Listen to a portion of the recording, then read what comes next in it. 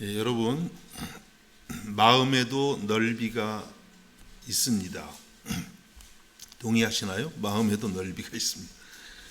마음이 좁으면 나와 다른 사람들을 잘 품지를 못할 것이고요. 마음이 넓은 사람은 나와 좀 달라도 인내할 수 있고 또 품을 수 있을 것입니다.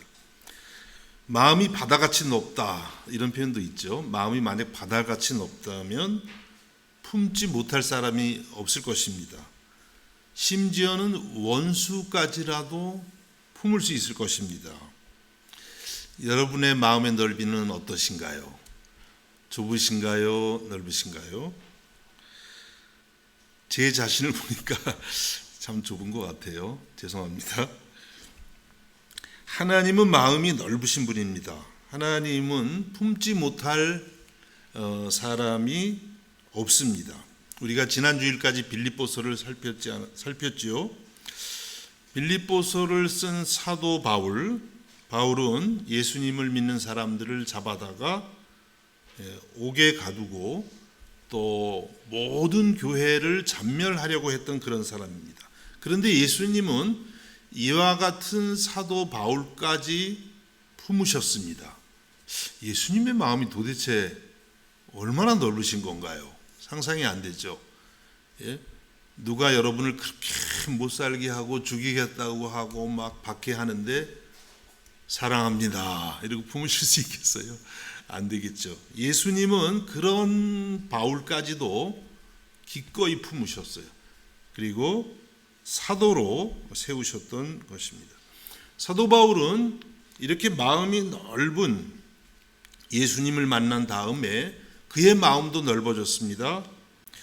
그래서 고린도 후서 6장 11절에서 13절까지 고린도 교회 성도들을 향해서 이렇게 부탁을 합니다. 고린도인들이여, 너희를 향하여 우리의 입이 열리고 우리의 마음이 넓어졌으니 너희가 우리 안에서 좁아진 것이 아니라 오직 너희 심정에서 좁아진 것이니라. 내가 자녀에게 말하듯 하노니 보답하는 것으로 너희도 마음을 넓히라. 너희도 마음을 넓히라. 마음이, 고린도 교회 성도들이 바울을 향해서 마음이 좁아져 가지고 사도 바울이 비집고 들어갈 틈이 없었던 것 같아요. 그래서 사도 바울이 우리는 너희를 향해서 마음이 넓어져 있다. 그러니까 너희도 마음을 넓히라, 이렇게 말씀했습니다. 마음을 저는 그렇게 생각해 봤어요. 스트레칭하라. 마음 스트레칭. 여러분 스트레칭 많이 하시죠? 나이가 좀 드시면 이제 뭐 다른 운동, 무리한 운동은 못 하고 맨날 이제 근육 뭉친데 쫙 펴고 스트레칭 하시잖아요. 우리 마음이 이렇게 좁아져 가지고 막 응어리져 가지고 있을 때 우리의 그 마음도 쫙 찢으라는 거예요. 이렇게 넓히라는 것입니다. 물론 쉽지 않습니다. 그래서 오늘 우리가 말씀을 통해서 어떻게 하면 우리 마음을 좀 넓힐 수 있을까 한번 생각하고자 합니다. 첫 번째는 이 넓은 마음을 하나님께 구하셔야 됩니다. 우리 스스로는 마음이 넓어질 수가 없어요. 마음 다 넓어지고 싶으시죠? 나는 그냥 마음을 좁게 해서 살고 싶어. 그런 분 혹시 있나요? 아마도 없으실 것 같아요. 좀 바다같이 넓어졌으면 좋겠는데 왜 이렇게 좁아지는지 우리의 고민이죠. 오늘 말씀에 29절 말씀에 이렇게 말씀합니다. 하나님이 솔로몬에게 지혜와 총명을 심히 많이 주시고 또 넓은 마음을 주시되 바닷가의 모래같이 하시니. 우리가 솔로몬 하면 여러분 지혜의 사람, 이게 딱 떠오르죠. 지혜. 얼마나 지혜를 많이 받았는지 오늘 본문에 보면 잠언 3,000가지를 말했다 그래요. 우리 잠언 있죠. 성경의 잠언. 그것 말고도 정말 많은 그런 귀한 잠언을 솔로몬이 말을 했습니다. 그리고 노래를 지었는데 1,005편 이렇게 말씀합니다. 1,005편. 어떤 노래인지 우리가 다 알 수 없지만 아주 참 좋은 그런 노래들을 지었으리라고 생각됩니다. 또 솔로몬의 지혜가 얼마나 대단하냐면 동쪽 모든 사람의 지혜, 애굽의 모든 지혜보다 뛰어났다 그랬어요. 정말 그 누구도 이렇게 서로 비교할 수 없을 만큼 대단한 지혜가 있었고, 또 모든 초목에 대해서 식물학자였어요. 그냥 뭐 이름만 아는 정도가 아니라 뭐 그 식물을 보면, 글쎄 저는 식물을 너무 몰라서 모든 여러 가지 식물의 글쎄 뭐가 있나요? 구조와 원리와 생태와 다 아는 거예요. 그냥 공부해서 아는 게 아니라 하나님이 주신 지혜를 가지고 사물을 볼 때 깨달음이 오는 그런 사람이었어요. 얼마나 대단합니까? 동물도 마찬가지였어요. 땅에 다니는 동물뿐만 아니라 바다 속에 있는 물고기까지 전부 이거는 먹어도 된다, 안 먹어도 된다. 글쎄요, 모르겠습니다. 그래서 정말 많은 지혜들이 있었습니다. 그러니까 솔로몬 하면 우리는 지혜의 왕, 그렇죠? 솔로몬 같은 지혜. 말년에는 조금 이 지혜가 좀 우둔해진 경향은 있지만 어쨌든 시작은 대단한 그런 지혜를 가졌던 사람입니다. 그런데 오늘 말씀을 29절을 보면 하나님이 솔로몬에게 지혜만 주신 게 아니더라고요. 뭐까지 주셨어요? 오늘 29절을 다시 이렇게 보면 하나님이 솔로몬에게 지혜와 총명을 심히 많이 주시고 또 넓은 마음을 주시되, 넓은 마음도 주셨더라고요. 저는 이 말씀을 지난주에 읽는데 처음 읽는 느낌이었어요. 목사인데 하나님이 이렇게 솔로몬에게 넓은 마음도 주신 걸 몰랐던 것 같아요. 월요일이었어요. 지난 월요일 제 마음속에 갑자기 정말 갑작스럽게 하나님이 좀 나에게 넓은 마음을 주셨으면 좋겠다. 조금 더 단어도 안 틀리게 넓은 마음을 주셨으면 좋겠다. 이 마음이 있었어요. 월요일에. 그래 이제 잘스부르 교회는 아침마다 이렇게 학생들하고 성경 공부를 해요. 아침 8시에 모여가지고 한 1시간 반 정도 월화수목 이렇게 하는데, 그날 이제 같이 이렇게 차례대로 읽는 본문이 이 열왕기상 4장이었어요. 4장. 그래가지고 이제 4장을 쭉 같이 읽으면서 나누고 마지막 부분이 이렇게 됐는데 이 말씀이 딱 있는 거예요. 또 넓은 마음을 주시되, 제가 깜짝 놀랐죠. 아침에 넓은 마음을 주셨으면 혹시 이런 성경 구절이 있을까? 아마 없겠지. 이러고 사실 교회를 갔는데 여기 이렇게 정확하게 있는 거예요. 넓은 마음을 주시되. 목사님 그것도 몰랐어요. 저는 옛날부터 알고 있었어요. 그런 분들은 그냥 가만히 속으로만 그렇게 생각하시기를 바라겠어요. 저는 처음 알았어요. 진짜 넓은 마음을 주시되. 제가 굉장히 놀랐습니다. 그래서 하나님이 이번 주에 날 보고 너 좀 이 말씀 붙들고 나한테 넓은 마음 좀, 너 목사가 너무 마음이 좁다 이러는 것 같더라고요. 그래서 제가 우선은 저에게 주시는 말씀으로 받았고, 또 이것을 성도들하고 같이 한번 나눠야겠다 이런 생각을 하게 된 것입니다. 근데 이런 경우는 아주 드물어요. 제 마음에 이렇게 떠올랐는데 그날 성경을 폈는데 내가 마음에 생각했던 단어까지 똑같이 그런 말씀 받는 게 쉽지는 않지만 우연인지 어쩐지 모르겠지만은 저에게는 정말 하나님의 음성으로 이렇게 들려왔습니다. 여러분 이번 한 주간 동안에 여러분들이 이 말씀을 붙들고 우리 모두가, 우리 비엔나 장로교회 모든 성도들이, 특별히 제가 하나님께 넓은 마음을 구하실 수 있기를 주님의 이름으로 축복합니다. 근데 이 넓은 마음은 왜 우리가 하나님께 구해야 되냐면 우리 하나님만이 넓으세요. 사람은 이렇게 넓지를 못합니다. 마태복음 5장 43절에서 48절까지 보면 예수님께서 하나님의 넓으심을 말씀하면서 우리 하나님의 자녀들도 넓은 마음을 가지라고 그렇게 말씀합니다. 말씀을 읽어봅니다. 또 내 이웃을 사랑하고 내 원수를 미워하라 하였다는 것을 너희가 들었으나 나는 너희에게 이르노니 너희 원수를 사랑하며 너희를 박해하는 자를 위하여 기도하라. 이같이 한즉 하늘에 계신 너희 아버지의 아들이 되리니 이는 하나님이 그 해를 악인과 선인에게 비추시며 비를 의로운 자와 불의한 자에게 내려주심이라. 너희가 너희를 사랑하는 자를 사랑하면 무슨 상이 있으랴. 세리도 이같이 아니하느냐. 또 너희가 너희 형제에게만 무난하면 남보다 더하는 것이 무엇이냐. 이방인들도 이같이 아니하느냐. 그러므로 하늘에 계신 너희 아버지의 온전하심 같이 너희도 온전하라. 예수님께서 우리를 향해서 우리 하나님의 자녀들은 원수도 사랑해야 된다 이렇게 말씀하셨고요. 우리를 박해하는 자를 위해서 기도하라. 이 기도하라는 건 또 잘못 생각하면 한번 거기 혼 좀 내주시죠 이런 기도가 아니고, 다른 또 복음서에 보면 축복하라는 거예요. 잘 안 되죠. 이게 넓은 마음이 없으면 안 되죠. 그렇게 해서 우리가 하나님 아버지의 아들이 되는데, 왜냐하면 하나님은 어떤 분이시냐면은 하나님의 그 햇빛을 악인과 선인에게 비추신다. 하나님의 햇빛을 비춰주시는데요, 선인에게만 비춰주시면 참 좋겠는데, 우리 예수 믿는 사람에게 쫙 비춰주시고 안 믿는 사람들에게는 항상 어두컴컴하게 해주시면 얼마나 좋겠어요. 근데 하나님 그런 분이 아니시라는 거예요. 다 골고루 비춰주시고, 또 비를 내려주실 때 의로운 자와 불의한 자에게 골고루. 하나님은 속이 좁은 분이 아닌 거예요. 한없이 넓어서 모든 사람에게 이렇게 은혜를 베푸시는 하나님이라고 말씀하고 있습니다. 그래서 우리가 우리를 사랑하는 자만 사랑하면 상이 없대요. 우리를 사랑하지 않는 사람을 사랑해야 그때부터 이제 상급이 쌓이는 거예요. 그래서 여러분들 주변에서 여러분을 사랑하지 않는 사람을 만나면, 이게 내가 하나님께 상 받을 기회가 오는구나.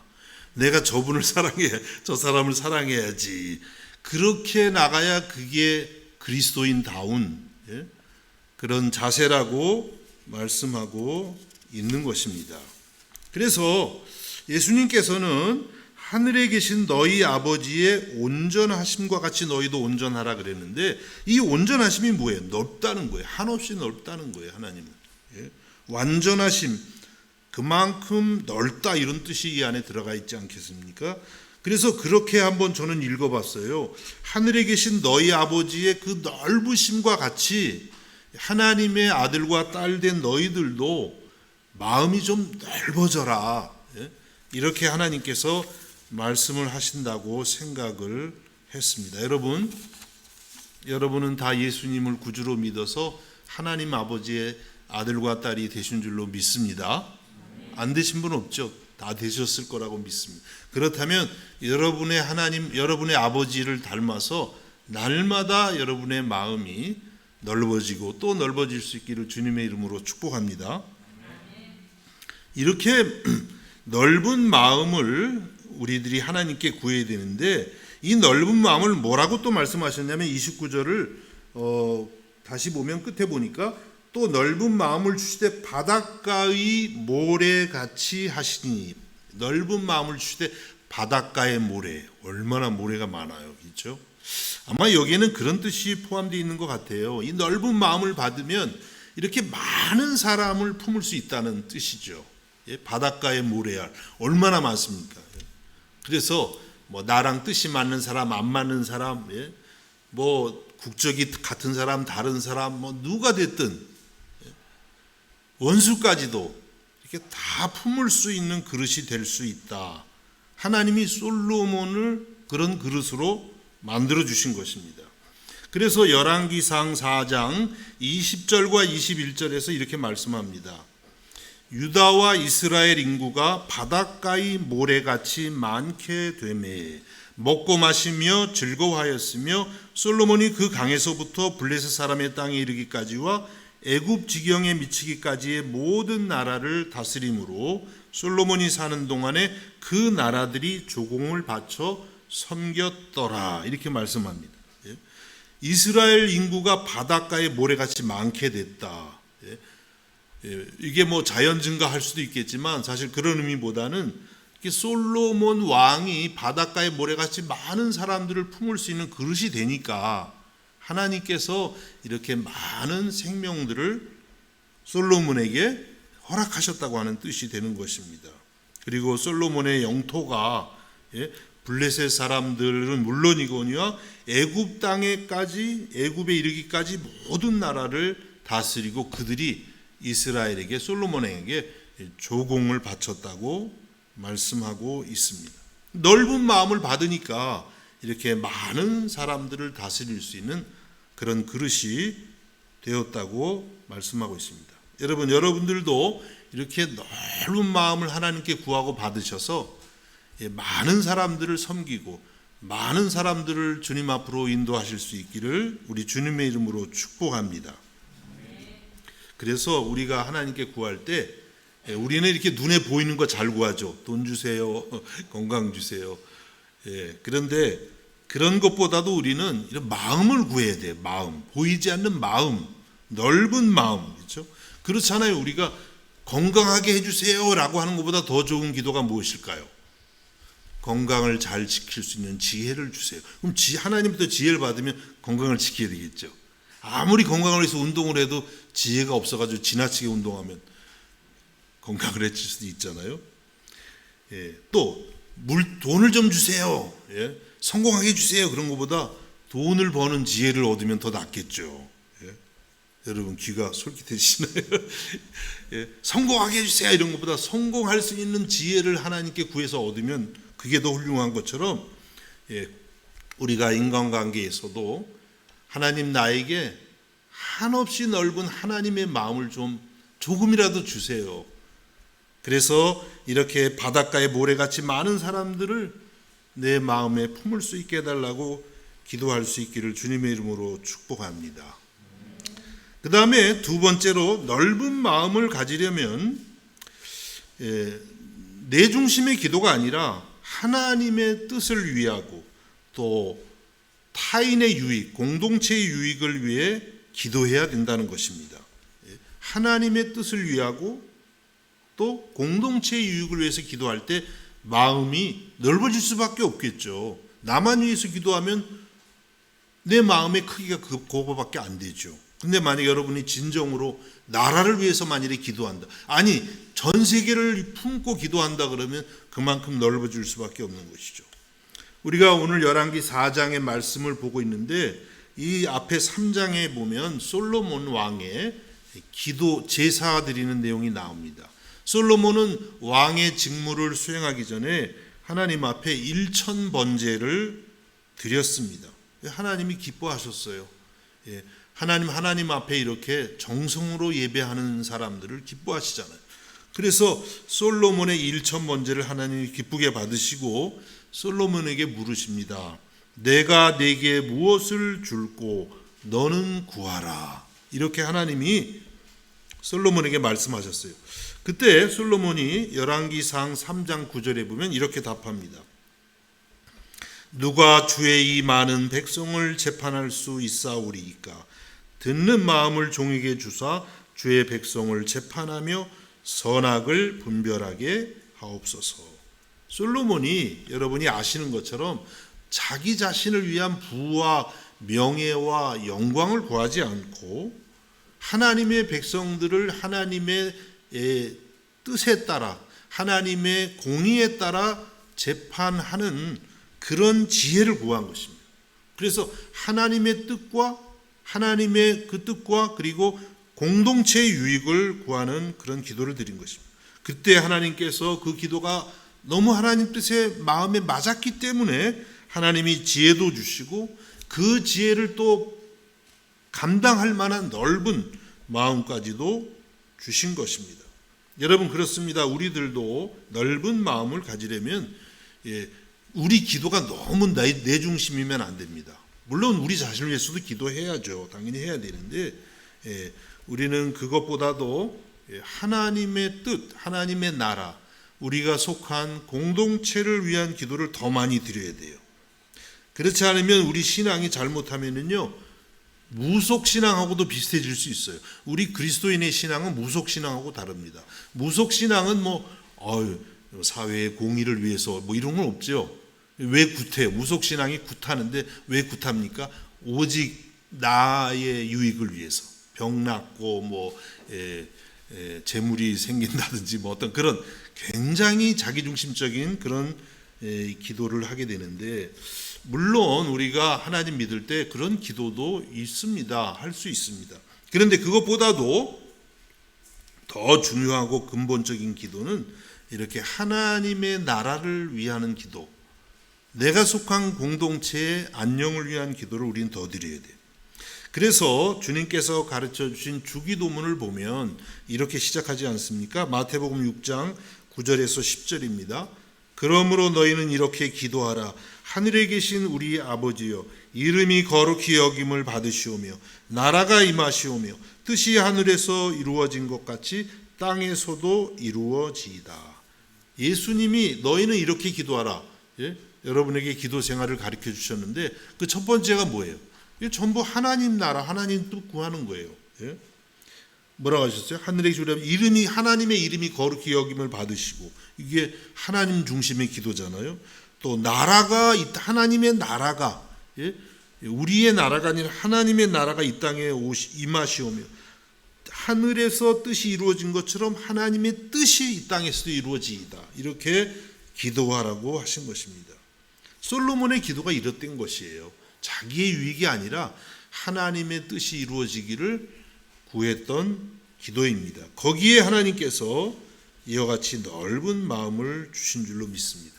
그래서 여러분 마음이 넓어지고 싶으면 여러분 자신만을 위한 기도에서 좀 벗어나셔가지고 하나님의 뜻과 나라를 위해서 기도할 수 있기를 주님의 이름으로 축복합니다. 이렇게 솔로몬이 이제 하나님의 뜻을 위해서 기도했을 때 넓은 마음을 받아가지고요.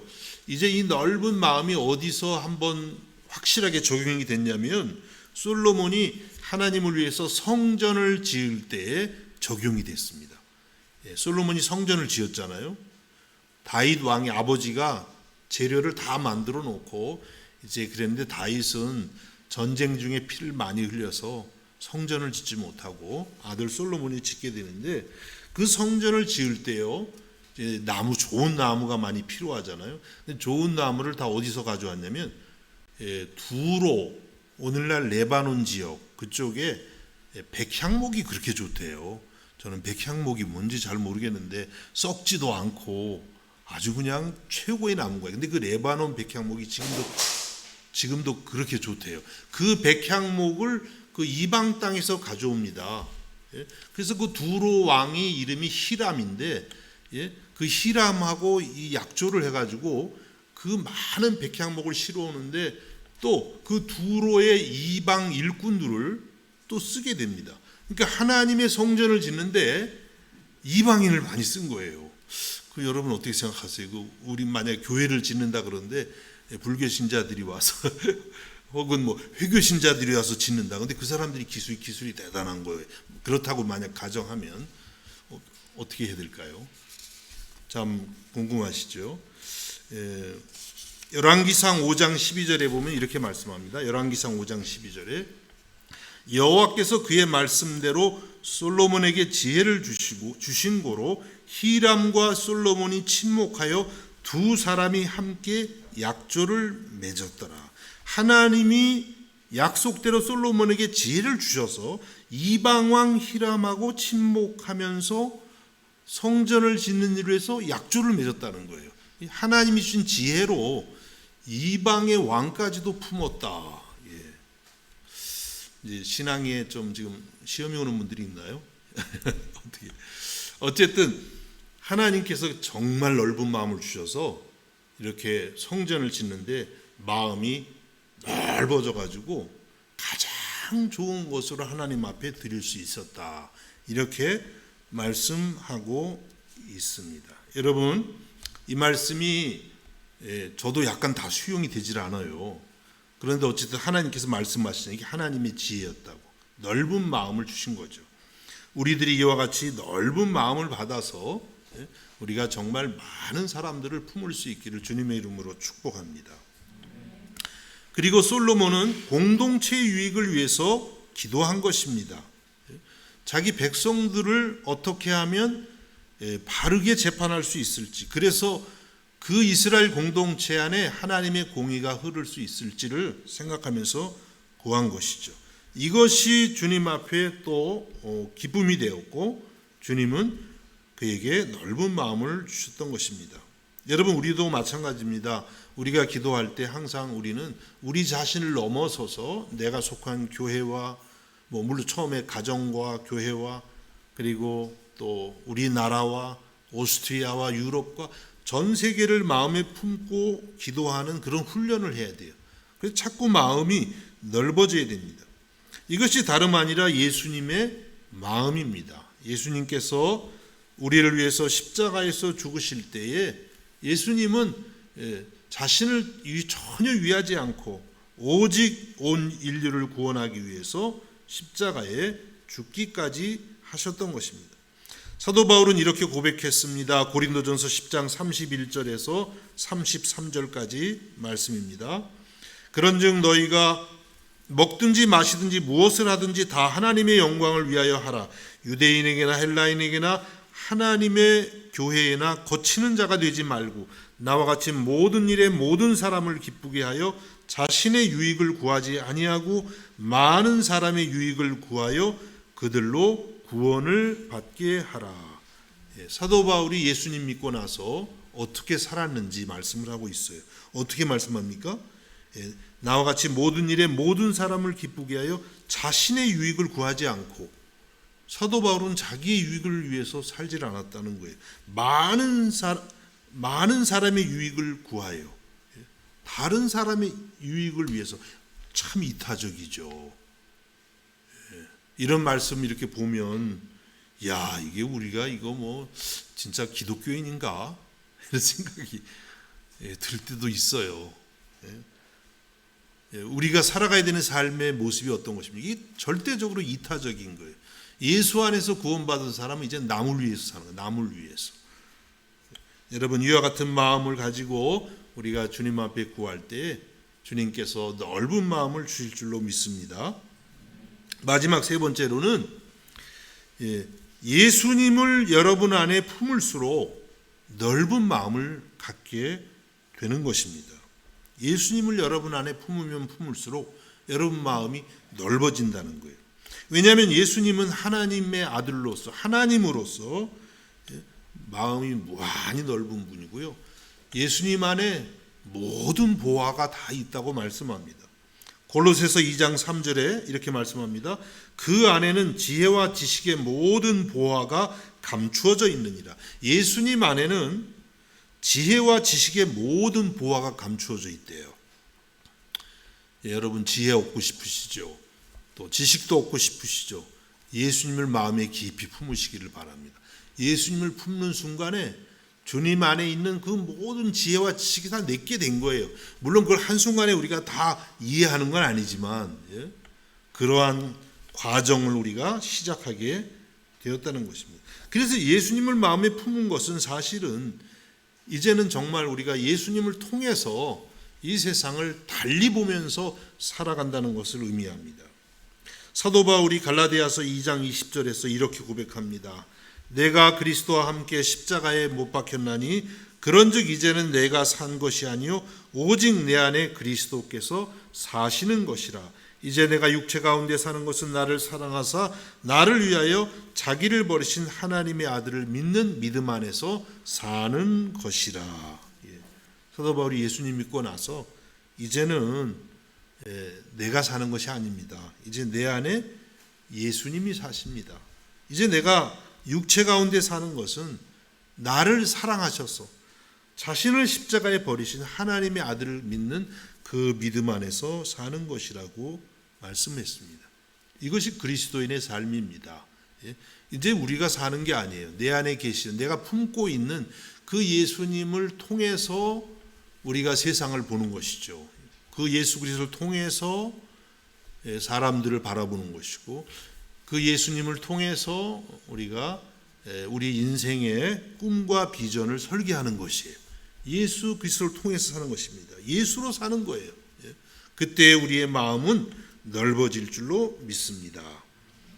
제가 청년 때에 여러분도 그런 책을 읽어보셨는지 모르겠는데 정확한지는 모르겠지만 그런 제목 같았어요. 세계를 품은 그리스도인, 세계를 품은 그리스도인, 이런 책을 읽고 큰 감동을 받은 적이 있는데요. 그 책의 핵심 내용이 뭐냐면 우리가 예수님을 우리 마음에 품는 순간 우리는 세계를 품었다는 거예요. 왜냐하면 예수님 안에 세계가 들어가 있으니까. 그렇잖아요. 예수님 안에 세계가 들어가 있으니까 내가 예수님을 품는 순간 예수님 안에 있는 그 세계도 같이 품게 되는 것이죠. 그냥 속된 말로 그냥 간땡이가 붙더라고요. 예수님 믿고 내가 세계를 품었구나. 여러분, 예수님을 품으면 이렇게 좋은 의미에서 간땡이가 붙습니다. 그냥 온 세계를 품고 주물럭주물럭 하는 거죠. 내 마음 안에서. 왜냐하면 세계가 그렇게 크지 않아요. 예수님 안에서는. 우리가 볼 때는 굉장히 큰 것 같지만 여러분, 하나님의 아들이 보실 때는 그거 아무것도 아니죠. 아주 작은 거죠. 그래서 우리들도 예수님을 내 마음에 품게 되면은요, 온 세계가 우리 안에 쏙 들어오는 거예요. 그래서 그 세계를 마음에 품고 기도하게 되는 것입니다. 그 책에서 특별히 강조했던 말씀이 예수님의 지상 명령이었어요. 제가 처음에 첫 주, 둘째 주에, 그러니까 첫 주에, 올해 첫 주에 말씀드린 거죠. 마태복음 28장 19절과 20절입니다. 그러므로 너희는 가서 모든 민족을 제자로 삼아 아버지와 아들과 성령의 이름으로 세례를 베풀고 내가 너희에게 분부한 모든 것을 가르쳐 지키게 하라. 볼지어다 내가 세상 끝날까지 너희와 항상 함께 있으리라 하시니라. 이렇게 말씀했습니다. 예수님이 세계를 품고 계셨고 제자들에게 이제 너희도 나와 같이 세계를 품고 세계 모든 사람들에게 복음을 전하고 그들이 예수를 믿고 예수의 제자가 되도록 하라는 것이에요. 그래서 제자들이 이 명령을 마음에 받아들이는 순간 제자들도 세계적인 사람이 된 거예요. 여러분이 예수님의 이 지상 명령을 마음에 품는다면 여러분들도 바로 그 순간 세계를 품은 그런 세계적인 사람이 되시는 줄로 믿습니다. 여러분, 이 말씀을 통해서 여러분의 마음이 땅 끝까지, 그냥 우리 여기만 머물러 있는 게 아니라 땅 끝까지 그렇게 넓혀지시기를 주님의 이름으로 축복합니다. 이런 말씀 드리면 어떤 분은 목사님 너무 거창한 이야기를 하시는 것 같은데, 근데 제 얘기가 아니고요. 예수님이 뭐라고 하셨냐면 요한복음 14장 12절에 이렇게 말씀합니다. 예수님의 말씀입니다. 내가 진실로 진실로 너희에게 이르노니 나를 믿는 자는 내가 하는 일을 그도 할 것이요 또한 그보다 더 큰 일도 하리니 이는 내가 아버지께로 감이라. 예수님께서 예수님을 믿는 자는 예수님이 하는 일을 그도 할 것이요. 예수님이 하신 일이 얼마나 놀랍습니까? 이 말씀하실 때가 언제냐면 예수님의 공생애를 다 마치고 마지막 주간이에요. 얼마나 많은 일을 하셨어요. 얼마나 많은 기적을 행하시고 얼마나 놀라운 말씀들을 전하셨습니다. 그런데 예수님을 믿는 사람은 그 일을 한다는 거예요. 똑같은 일을 한다는 거예요. 그리고 심지어는 또한 그보다 더 큰 일도 하리니. 예수님이 제자들 간땡이를 그냥 있는 대로 붙게 하셨네요. 예수님이 하신 일보다 더 큰 일을 한다는 거예요. 여러분, 예수님이 하신 일보다 더 큰 일을 하실 수 있기를 주님의 이름으로 축복합니다. 잘 아멘을 못 하시네. 겁이 나가지고 이제 이거 하나님 말씀이니까 아멘으로 그냥 받으세요. 어떻게 이제 벌어질지는 모르겠고. 근데 실제로 제자들이 어떻게 됐어요? 예수님이 이제 승천하시고 성령이 오시고 성령 받으니까 베드로가 오순절에 복음을 전했을 때 그 자리에서 바로 남자만 3,000명이 예수 믿고 회개하고 세례를 받았잖아요. 예수님이 하신 일보다 더 크지 않아요? 사도 바울은 어땠습니까? 그냥 소아시아 지방, 저 터키, 오늘날 터키 그쪽 소아시아 지방 다니면서 많은 교회들을 세우고, 전 유럽을 다니면서 복음을 전하고 신약 성경을 13권이나 쓰고 얼마나 놀라운 일들을 했는지 모릅니다. 우리들도 이렇게 예수님을 마음에 품으면 우리의 삶 속에서도, 인생 중에서도 이러한 일들이 얼마든지 일어날 줄로 믿습니다. 믿으시기를 바랍니다. 말씀을 맺겠습니다. 외국에 우리가 살다 보면요, 우리 마음이 참 좁아지기 쉽습니다. 우리가 만나는 한국인의 수가 제한적이잖아요. 그 사람이고 또 만나고 그 사람 또 생각하고 그렇죠. 한국에 살면 좀 다릅니다. 이 사람 만나는데 별로 그냥 마음에 안 들어. 잠깐 딴 사람 만나다 보면 좀 희석되죠. 그런데 여기서는 만나는 사람들이 제한적이라 한 번 사이가 틀어지면요 화해하기가 쉽지가 않아요. 마음이 좁아지기 쉽습니다. 목사님은 좀 예외신가요? 아니요. 저는 여러분들보다 더 좁을지도 몰라요. 마음이 한없이 좁아져요. 오늘 하나님께서 우리에게 말씀하십니다. 넓은 마음을 가지라. 여러분 좁아진 마음을 예수의 이름으로 쫙 늘릴 수 있기를 주님의 이름으로 축복합니다. 하나님께 넓은 마음을 구하십시오. 그리고 또 여러분의 욕심이 아니라 하나님의 뜻, 공동체의 유익을 위해서 늘 기도하십시오.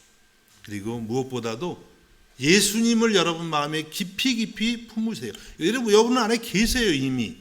그 예수님을 깊이 품고 예수님으로 살아갈 때에 여러분 마음이 무한히 넓어져서 솔로몬처럼 바닷가의 모래알같이 많은 사람들을 품고 주님 앞으로 인도하게 되실 줄로 믿습니다. 기도하겠습니다.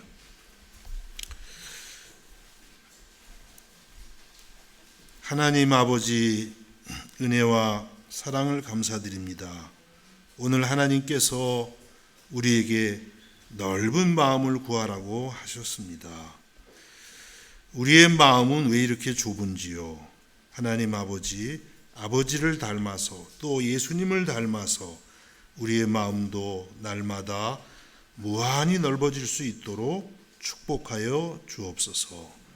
무엇보다도 예수님이 우리 안에 계심을 우리가 믿고 우리 주님의 그 마음을 우리들도 품어서 주님처럼 우리의 마음이 한없이 넓어질 수 있도록 축복하여 주옵소서. 예수님의 이름으로 기도하옵나이다. 아멘.